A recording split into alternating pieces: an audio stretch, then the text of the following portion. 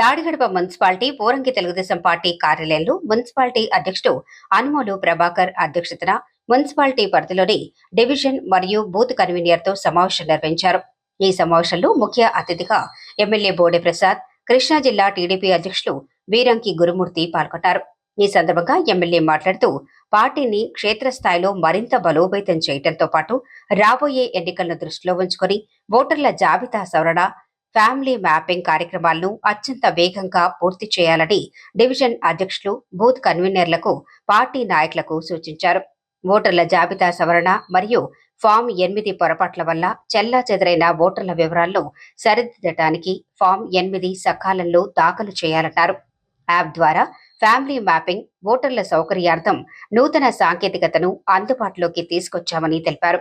కుటుంబ యజమాని phone number ఆధారంగా వారి కుటుంబ సభ్యుల ఓటర్ వివరాలను సులభంగా గుర్తిస్తూ మ్యాపింగ్ ప్రక్రియను వేగవంతం చేస్తున్నట్లు పేర్కొన్నారు.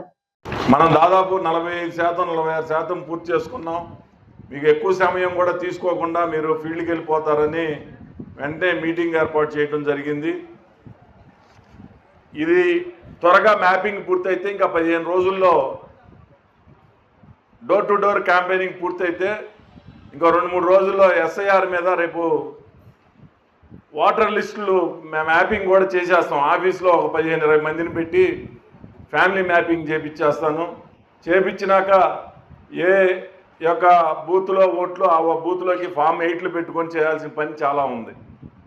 ఇంకొన్ని మ్యాపింగ్ కూడా త్వరగానే ఉంటాయి. వాటిని మీరు చేసుకోవాలి. మళ్ళీ ఇదంతా చాలా పెద్ద పని ఉంది కాబట్టి లేకపోతే కనుక చేయకపోతే మాత్రం ఓటర్ లిస్టు రేపు ఎవరైతే నిలబడ్డారో వాళ్ళకి చాలా ఇబ్బందులు ఉంటాయి.